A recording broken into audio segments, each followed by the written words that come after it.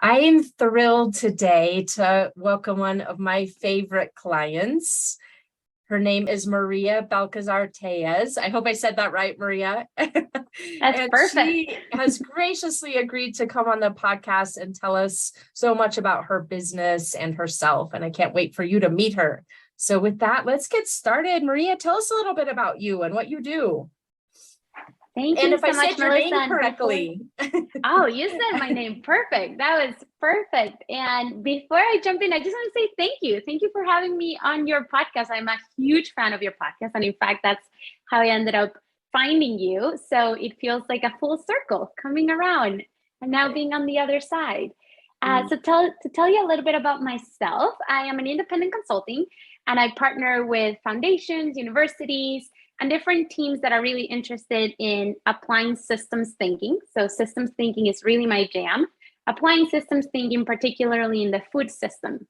And so, what this looks like is that I really help teams define, co create, and really execute their strategies in order for them to make impact in the food space and be able to tell people about it. So what is the impact that they're making? That's what I do.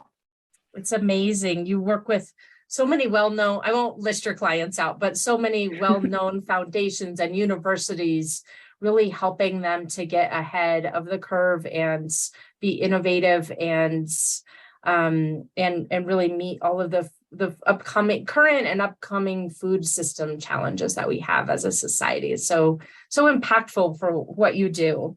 Tell us about, how did you become a consultant and independent? Yeah, so I actually work as a consultant in a San Francisco innovation firm for about a year and a half.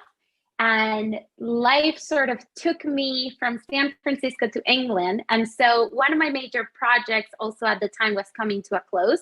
So it just felt like a good time to take some time off and just close my chapter in California. So I did this really awesome and fun and hard at times solo hiking trip through the California area. So I went to the Sierras, Yosemite, Sequoia. And throughout the entire time, I was really thinking, okay, so now I'm totally shifting to the other side of the pond. I need to figure out what I'm going to do next because I closed my chapter with that innovation firm for the time being. And it kind of all came together after that trip. I met with a good friend who was a consultant. I was doing some consulting work. And funny enough, within a couple of days, a former project, somebody within my network from a former project reached out saying, hey, like I have this really cool project. I really want to talk to you about it. I wonder if you know anyone that could help advance this project. And so it sort of ended up happening in which it just makes sense. It all came together and I took the plunge and went into independent consulting and I haven't looked back ever since. So lucky for those of us who have fallen into consulting in some form or fashion. And, you may share the same thing. It wasn't really, for me, it wasn't my idea, to be honest with you. And, it's for you, someone's reaching out. And so it's just so interesting to get that little nudge and then to realize this whole world opens up of possibility. So I'm so glad that happened and you came into owning a business and really loving it the way you do. Speaking of which, so tell us a little bit about why are you passionate about what you are, what you're doing and the types of work that the clients that you're serving. Yeah, I think that's the $1 million question, right? Why do we do what we do? Yeah. I think for me, I find myself that I really love a few things. I think the first one, I really appreciate complexity. And so stepping into the space that is complex and is challenging and just making a lot of connections in the spirit of figuring out what could be a solution or how might we solve that problem or shift the needle in a way that will make impact. And that really comes back from when I was a kid. Like, just to give you context, I studied university agricultural engineering, but I also studied philosophy because neither felt like the right fit. And somehow that made it work. And I feel like that's really what I get to do my day in, day out. I am in the space of food and agriculture because food really connects all of us. Everybody can really tap into what food is all about. And growing up, food felt like some of the most magical moments in my life, like learning from my grandma, putting seeds in her windowsill, and then a few months would be a plant, and then a few months later there would be strawberries, and that felt just like magical. And so a lot of that curiosity and passion brought me to the food space, and brought me to the food space particularly around systems thinking and systems change, which has been such a lovely trip. I think what I'm most passionate about, to answer your question, is just the people I get to work with. So from students to, I work with hog farmers, with immigrant farm workers, foundations I get to work a lot with these days, innovators. It's just been really fun. Everybody can connect to food, and I feel lucky to be in that space. Amazing. Tell me, along those lines, you become very sought after for what you do, Maria, and really well known in the industry that you serve, and for the types of engagements that you work on. So tell us a little bit of behind the scenes. How did you create this reputation and network for yourself? And what recommendations might you give other consultants who are wanting to have build up that same type of reputation? Mm-hmm. Yeah, that's a good question. I would say for me, the honest answer is that I love the work that I do, and I really commit to it. So I really give my work my 100%. And I would say in terms of reputation, it's just being committed and delivering good work and having a good work ethic probably gets you to 70, 80% of the way. And just staying curious. I think that's the other piece. I've been able to cultivate that network mainly first and foremost because I've stayed really curious and interested in meeting humans that are doing interesting work and are really advancing hard questions and thinking about ways that we can shift current systems to just serve us better. And so by staying curious, connecting with people, and really trying to find connections, I think I've been able to build that reputation and build that network of incredible humans that do incredible work. Yeah, I think something you're saying here is so important, is just being passionate and curious and wanting to have those conversations without a specific result in mind. You're not engaging in those relationships because you want a client contract. That would be an amazing result, right? But at the end of you're really thinking about it in terms of, how can I have dialogue about the areas that I'm so interested in, and really create relationships with people who are interested in similar things? And from that, then amazing opportunities come to you without you having to force it. Yeah, for sure. I think something that just came to mind as you were saying that is, I love when at some point you told me, it's like, hey, Maria, don't build a business you don't want to be part of. And so I think it's very aligned with what you just said around, I get to work with humans that I feel excited to be working with in projects that I'm really interested in. And so having that ability of building what you want and really diving into a space you feel excited about will definitely help you build that reputation and be a sought after consultant. Yeah, absolutely. Tell me, what, if you look at your business so far, what have been the biggest challenges that you faced? Biggest challenges. I would say probably the number one is just shifting that mindset from being an employee mindset to a business owner mindset, which is something that I've learned through your podcast and with working with you. It's just, it's very different how you engage in your day-to-day and how you wake up and how you even think about your day when you shift into that business owner mindset. I think that for me has been the biggest challenge, and it both from a tactical perspective, I have to be really intentional about my time and how long things take, because now I have other tasks that I never really thought about as a business owner. And so really balancing my time, balancing my projects with that feels important. And so it's a challenge and something that I continue to learn how to do better. And then the other one is even just tactically, just the mindset piece. Not tactically, but I guess more from a mindset perspective, just the mindset piece is huge. Yeah. Okay. Tell us a little bit more. Do you have a few examples, Maria, of what you might have been thinking as an employee that is now different for you as a business owner, and what impact that's made for you? Yeah, it's interesting. I would say as a consultant, as an employee, I had one project and I had a main client, and my entire sort of day in, day out revolved around really delivering this incredible project that I was being part of at the time. I would say now shifting into the business owner mindset, now I have to be really intentional that I have multiple projects, and that's by design. I want to be playing at different levels, right? So I work with some clients that are super strategic, and I work with other ones that are very tactical and on the ground and implementing things within days, right? So I have to, from a tactical perspective, be really intentional about how I use my time and how I schedule and organize myself.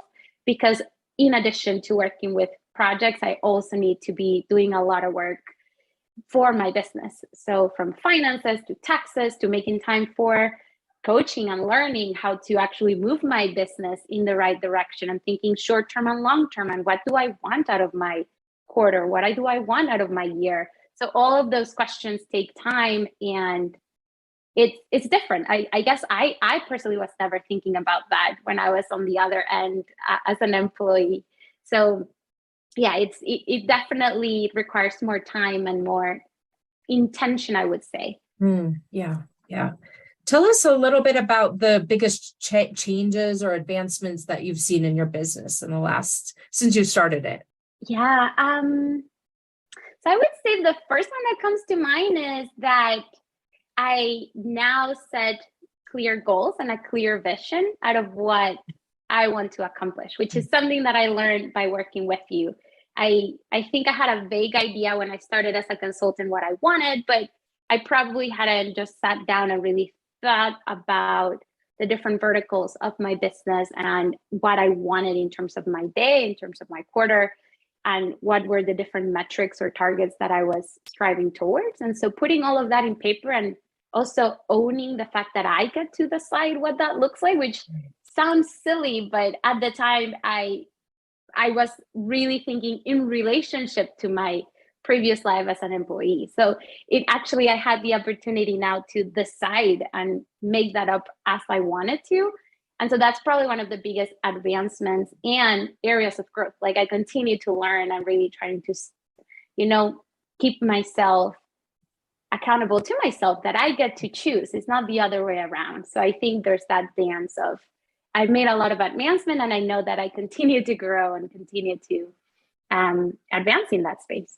Yeah, you've been able to, without sharing any details, you get to share all the details. I'm not going to share details about your business, but just being able to go from leaving corporate and not and having that experience as a corporate consultant and being able to evolve into a business where you've really grown in all the different metrics that you would measure against a business in such a short amount of time has been so fun to be part of, and to watch that evolution and to see how you've been able to think about your business in such a strategic way, turning away clients when you need to, and when you want to, shifting pricing, so many different areas of your business that have evolved. Yeah. Tell us a little bit around that in terms of pricing. So you have shifted, if it's okay to say, you've evolved your pricing over the course of the last year or so from more of a time-based pricing, hourly-based pricing, and starting to evolve into value-based pricing. And that's such a trend in our industry. So I would love for whatever you would be comfortable sharing. Tell us about what that, what your thought process has been, what might have held you back from moving into value-based pricing, and how that's starting to gain traction for you in your business. Yeah, such a good question, and one that I think it's the question that many of us as consultants asks ourselves, right? Like how do I navigate pricing? What is the right price, the fair price, the price that I want, and what is out there, right? Like what are other consultants going after? And so I think from my perspective, it's an area that, just going back into time zero, I was thinking so much about, hey, like I have this really great individual that is reaching out from my network. They really want to work with me. It's kind of like falling on my lap. It's exciting work. I really want to do it. So I just dived into the computer and did a bunch of research that kind of led me to nowhere concrete. It was actually really hard to just like get somewhere concrete. I started to reaching out to friends, hearing different numbers, hearing different approaches. And I sort of landed on hourly rate pricing, mainly because I think that's what I knew, that's what many people were doing, but definitely working with you, thinking through how I shift into value-based pricing has been really helpful, because it really helps you think about your work and the value you're bringing to your clients, and almost also the entire beginning to end, sort of the phase or the cycle of the work in a very different way.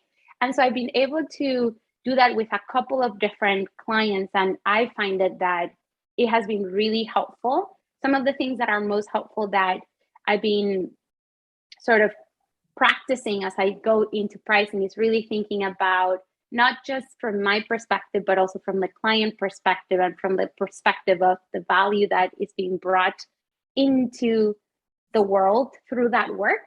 And so not just, I think there's multiple dimensions around pricing that oftentimes get overlooked. Mm. And so really thinking about pricing from different perspectives has been really helpful for me. Yeah. And tell us a little bit about how did you overcome, what were your concerns about moving into value-based pricing? I think my quickest concern was it feels risky. I don't know. Like, I think for me at first, it's like, well, I don't know how to really calculate my hours. And if I undercalculate, then I might end up putting a lot more time. And so that I might end up coming out of this project losing or in the negative, which doesn't feel like it felt like risky, and it didn't feel like I had the tools at the moment to really put in practice a good budget, or put together a good budget to deliver a work that I felt confident with. But working through that process with you and asking a lot of very specific questions around how to think about it from different perspectives, doing some level of scenario planning, and just getting really concrete as to what is the work that needs to be done, what are the deliverables, how much time will that take, and just doing that assessment really helped me get into that value-based pricing model more confidently. Yeah. I love the behind the scenes, right? Because we don't just go from charging hourly over to charging on value. It's never a straight line. There's a lot of, there's a lot of mechanics behind it, like you were just describing, and there's a lot of mindset behind it too, which is what you've described as well. Yeah. If you're willing to share, let's talk a little bit about coaching together. So tell me, why did you decide you wanted to hire a coach? How did that all come to be? You mentioned hearing me on the podcast, but tell us more about how this came to be. Yeah, absolutely. I would say for anyone that is out there listening right now thinking, oh, maybe I should reach out. Maybe I should find a coach. I would so recommend it. That was me literally over Christmas break last year. I was sort of, my projects were coming to an end for the year. I was planning for the following year. And I just felt like I didn't have a lot of the tools, or maybe I had some blind spots. I felt slightly unsure about how I was planning and how I was setting myself up for the following year. So I, as any good researcher, went online, looked for a lot of resources, found podcasts, and just started to consume a lot of content. And my favorite podcast was yours. So I literally, podcast after podcast, I probably spent a week and I listened to like 30 podcasts.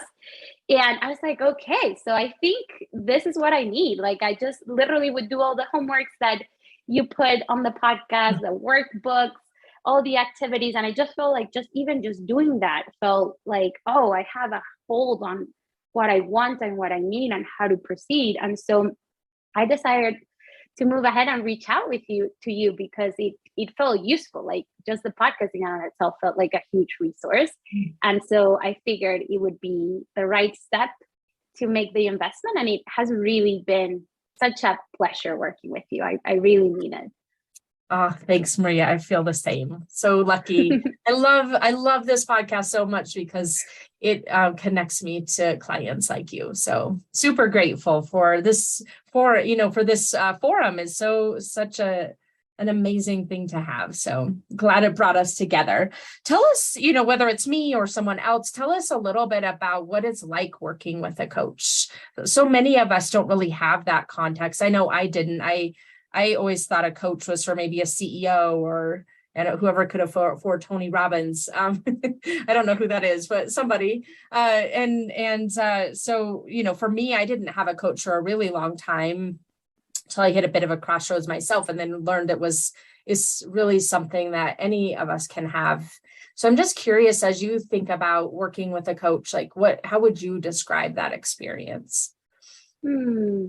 Yeah, for me, I would say that working with a coach has been so helpful because it's really having not only a thought partner that you can really just put your questions that I think would be hard to put to anyone else front and center and tackle, but also just having an ally. So just having someone that can really take a look at the work that you're doing and how you're thinking about it and give you a perspective that is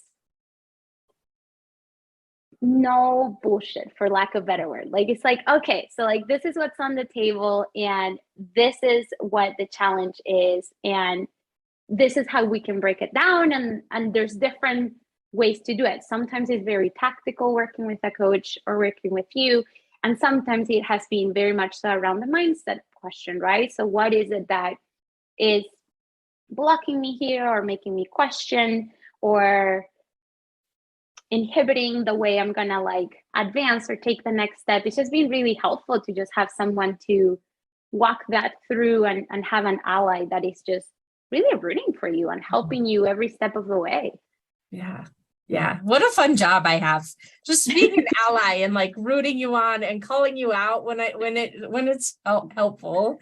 But always from the place of being on your side. That's so fun. I love the way you described it.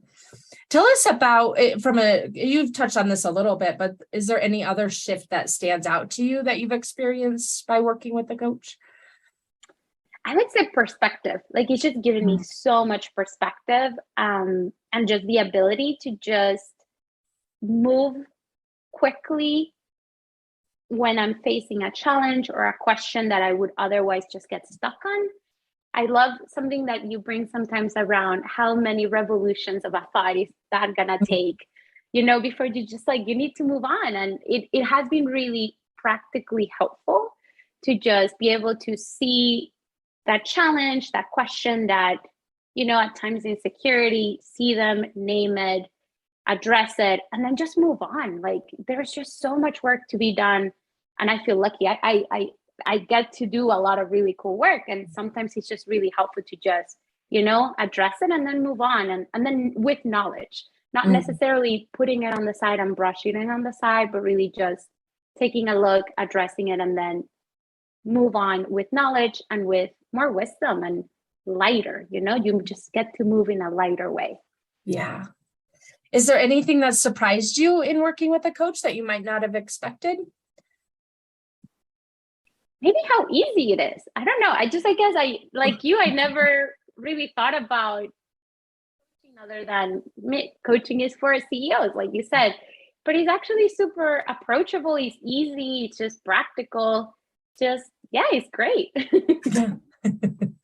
And really, it's funny that you just say that because we are CEOs. We have this vision of like, oh, the Disney CEO or the Amazon CEO are the ones who have coaches, but we're CEOs and we have our own coaches here. So that's another way to look at it too, as we're now talking about it. That just has dawned on me. I love that. Yes. Yeah, absolutely. We're CEOs, but at the same time, it's such an incredible gift, at least, from my perspective, working with my own coaches, having that gift, like you said, of perspective, of looking at, it always seems to come back to the same challenge, the same mental challenge in so many different ways. It seems like, I don't know if you have this experience, Maria, when we work together, but I know when I'm working with my coach, I bring her something, it feels very new and very revolutionary, this problem. And as we talk through it, it always comes back to some self-doubt or inadequacy or some form of, it always comes back to the same thing. And she always sees it before I do. But I'm like, damn, I thought I had something new here today. And we're like coming back to the same place, just in a slightly different way. And over time, you chip away at that, but it's just really fascinating to have that experience and someone else to really be able to see things from their perspective and, like you said, make it lighter. Yeah, so fun. And I would say I loved you just said that, because yes, do all of that, and there's also the humor piece. Like sometimes I just love how I bring something that feels really big and feels like, like daunting. And then we just talk about it and we end up laughing. And it's like, oh my God, like somehow it felt much bigger than it actually is. And through humor, it's just like, okay, so it's totally doable, totally something that I can chip away, like you said, and just move forward with lightness and with action, right? So a lot of like action driven advice, I feel, is like what I experienced from coaching. Yeah, it kind of reminds me of, when I first started out, I felt like making a mistake was one of the worst things I could possibly do. It would ruin my reputation. It would solidify that I probably shouldn't be doing this in the first place, that I was ill-equipped. And it just felt like a gut punch every single time I made a mistake. And I know in my journey in working with coaches and then ultimately becoming a coach, it's just like you said, being able to look at things and not take them so seriously and not make them mean that you're not capable or talented or achieving what you want to be achieving. It can be such a weight off of your shoulders. Yeah. Yes. Love that. Love that. Okay, my friend, let's switch gears again and talk more about your business. So one of the things that I think you challenge, that we've talked about this before, so Maria knows I'm going to say it, that you were really on the verge of burnout and kind of overworking and overextending yourself. And so tell us a little bit about how you've been able to manage through your business to not be so overutilized and get yourself into a place where you're having more fun running your business. You're not as burnt out. You're not as overwhelmed as you were toward the beginning. Yeah, absolutely. I think there's a couple of things when I think about that shift. I think the first one is just really being able to plan out, and it's just as easy as giving yourself some buffer and planning in a realistic way. I think at the beginning of when I started my work, I felt like I was Superman and I could do everything, and I would just go into it with the biggest passion and interest, and yet it wasn't, it was possible. I did it. All the work got done and it was with really great quality, but I think at times it was at the expense of feeling really tired or working really long hours, which again, it brings me back to that advice that you share with me is, what is the business that you're building that you want to build and be part of? And so that wasn't it. It really wasn't it. I wasn't, shifting into independent consulting to not love it. Like, I think if you are not loving it, then you should just question what are aspects that maybe you have the power to change and shift in order to make you love it a little more. And so for me, it has been really tactically better planning, more realistic data, and then practically just really stepping into putting some boundaries for myself, because I love the work that I do. I love the clients that I collaborate with.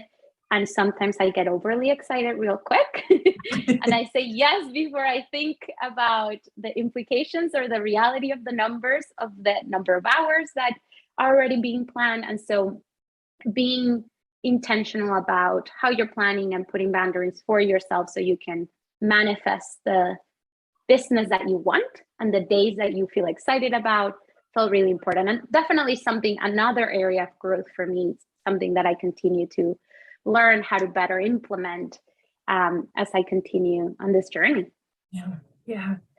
It's just having that ability to like you said, it can be really simple in terms of setting up the structure and the mechanisms to create those boundaries for yourself. And then it gets a little bit trickier. It may not be easy necessarily. It's simple but easy, and giving yourself that grace, right? It's like look, I just went on vacation. I might have worked a little bit more than I was expecting to or wanted to, and what have I learned from that, so that I can implement any additional safeguards for the next time, and not setting ourselves up, I think, for this pass fail or perfection A plus that we're so, I think most of us as independent consultants fall into that trap of wanting to do everything perfectly.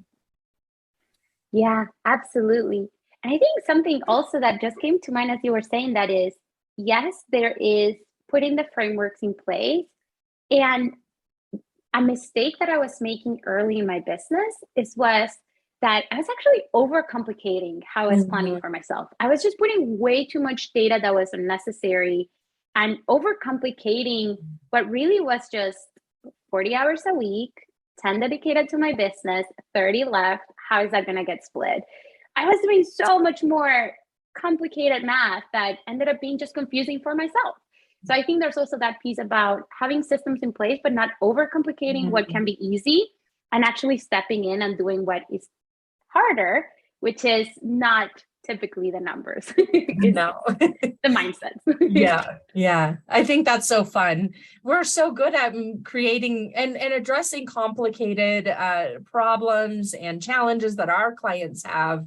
And so then taking that into our own business and trying to make it so much more complicated than it needs to be. I love that you point that out, because I find that so many consultants fall into that trap. And in a lot of ways, we love making something really elegant and, sexy, but then at the same time, it could be just that it's a great way to avoid, like you were just describing, the hard thing, which is actually, saying no, which is actually protecting that boundary in whatever way, or telling a client that you can't start with them until the next quarter, or whatever the thing might be based on that structure that you set up for yourself. Yeah, yes, that's absolutely. so fun. What a great point, Maria. Tell us a little bit about your thought process as you kind of along these same lines and boundaries. What is your thought process and your filter when you've got, this work coming in and trying to decide what clients you're going to take and what clients you're going to maybe defer, or what clients you'll turn down? What does that look like for you and your business? Yeah, great question. I would say that 3 things I very much so think about. I think the first one is, what is the makeup of the current projects and clients that I currently have? And what is potentially this new opportunity coming in? Because I do work in systems thinking, systems change, I really get to play at different elevations, if you will. So I'm intentional about having at least 1 or 2 projects that is more high level, longer term, strategic, than having something that is in the space of sort of the middle, which is really around co-creation or engaging communities, or something that is really about building those connections and relationships. And then really intentional about having at least 1 project that is very much so on the ground and it's more tactical. And so for me, that's something that I intentionally want to stay very flexible in. And so I make that part of my process when I see what projects are possible at any given time. So I'm playing at different levels. I would say the second one is just length. So I work as a facilitator, which I love doing. I love facilitating convenings, meetings, and sometimes I get invitations to do a 1-day event or a 1-week event, or maybe even just facilitate a virtual session, which oftentimes are really fun, but takes so much time, for what the deliverable is, which is really a one type of event. So I'm intentional about knowing that and acknowledging that. And if it's really exciting, I take it. But if I have a lot of other longer term projects, I tend to prioritize those, just because those feel really fun and feel like longer term allows you to get to be with a team and really get to know the work. And then I would say the third one is just how passionate I am. Who are the people that I'm going to be working with, and how does that feel? And how excited does it feel for me to be part of that engagement? And so those three elements really help me decide how I'm going to be spending my time, which at the end should be in service of how I want to be spending my day. So, and also in service, of course, of the work that I'm doing. Yeah. So all of that combined helps me decide and determine who I'm going to be working with. Such a great combination of tangible filters and intangible filters as you're making those decisions for your business. I appreciate the way you really boiled that down, because so many times we might make decisions to take clients based on finances or some other factor, and then we end up being miserable because it's because of like that third element that you just described, the connection with that particular client or lack thereof. Yeah, so good. Tell us a little bit about the vision for your business, Maria. What do you want to accomplish in the next few years? Such a good question. I would say what I would love to accomplish, and it's my motto every day, is just staying in a place in which I can engage with interesting teams that are doing impactful work, and where I feel like I can really provide value and support. So I think ultimately, and that brings me joy, and that brings value into the world, right? And brings impact into the world. So that's the vision for my business, is just staying true to myself and staying true to what I believe, and bringing value and impact into the world, which, to be honest, is easier said than done. It's easy to get carried away with certain things. And so really trying to bring those values and bring that vision and mission core and center feels really important for me. So that's what I'm working towards day in, day out. Yeah. One of the things that stands out to me for you in your business is how you have so much passion for what you do and the clients that you choose to work with, and just really are clear on the values that you want to operate your business from, and how that really, those become a guiding force for you as you're making decisions on how you spend your time and how you run your business and what your pricing models look like, and really everything infused throughout the way you're running and CEOing your business. So it's fun. Thank you so much, Melissa. Thank you. And thank you so much for being part of it and your support in helping me get there. It really, to be honest, it takes a village, I feel like. Yeah. And so you're a key element of mine. So thank you so much for that. It's an honor. Absolutely an honor. Maria, as we wrap up here, tell us if there's anything else you would love to share.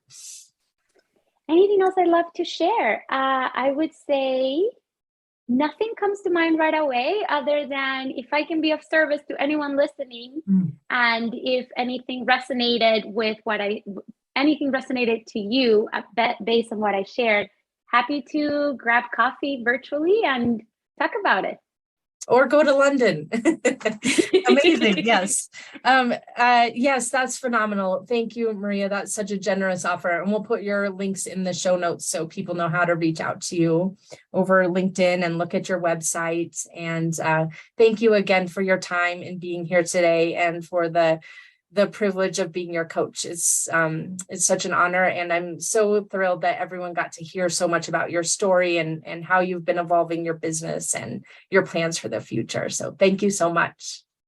Thank you, Melissa, so much. And thank you so much for what you do. Yeah. All right. We'll see you soon.